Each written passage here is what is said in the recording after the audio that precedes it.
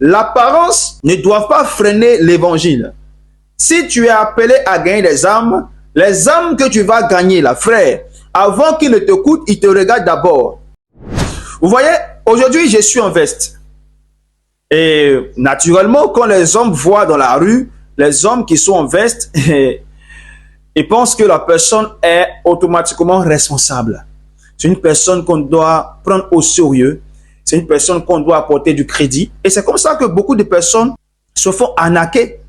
Parce que son apparence te fait croire qu'il est une bonne personne. Alors que le diable, qui est l'ange de lumière, il sait qu'avant de tromper une personne, il ne faut jamais prendre l'apparence d'un trompeur. Et donc, le chrétien, en vérité, ne doit pas se focaliser sur ce que l'homme met sur son corps, sur sa tête, ce que l'homme met dans son ventre. Et toute la Bible en parle. Dieu a fait tout son possible pour que lorsque nous venons sur la terre pour le servir, nous puissions avoir un document qui nous montre comment il a marché avec les hommes. Ce qu'il a aimé, ce qu'il n'a pas aimé. Il a accepté et ce qu'il n'a pas accepté. L'apôtre Paul, dans 1 Corinthiens chapitre 9, à partir du verset 19 à 23, il dit il a fait tout comme tous, afin de gagner au moins une personne à Jésus. Sa loi, c'était Christ, mais s'est conduit comme une personne qui était sans la loi parmi les sans la loi.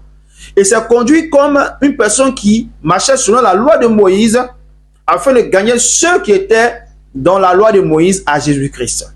Et donc, l'apparence ne doit pas freiner l'évangile.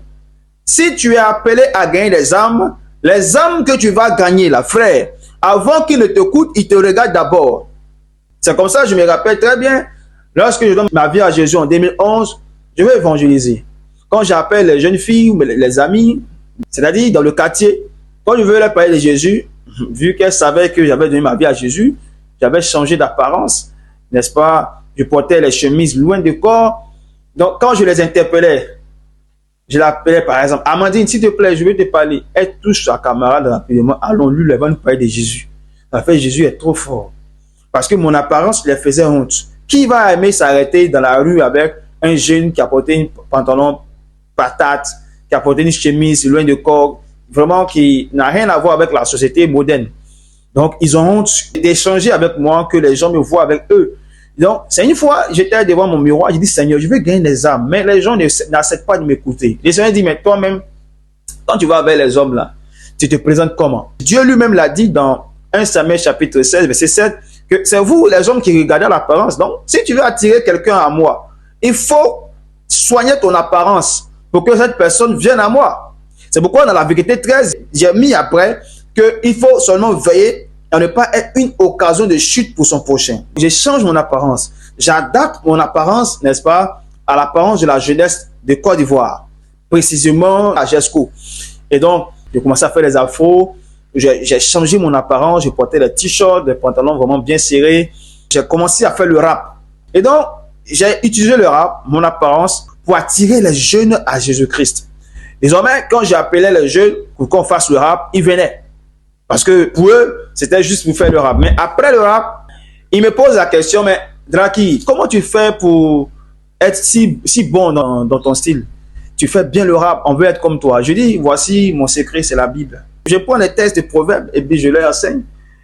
Je leur montre les rimes. Ils disent, ah, attends, donc dans la Bible même il y a rime. Il dit, la Bible, n'est-ce pas, est la source de toute connaissance. C'est comme ça que je leur dis, le seul secret, c'est d'accepter Jésus. Parce que quand tu acceptes Jésus, le Saint-Esprit vient habiter en toi. Et quand le Saint-Esprit habite en toi, cela signifie que c'est Dieu lui-même qui habite en toi. Imagine, tu rappes avec l'intelligence de Dieu.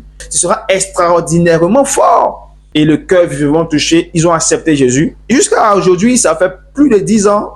Certains sont toujours en Christ, engagés dans le royaume du Seigneur. Et c'est par là que l'armée céleste, l'association que le Seigneur m'a demandé de mettre sur pied, a existé.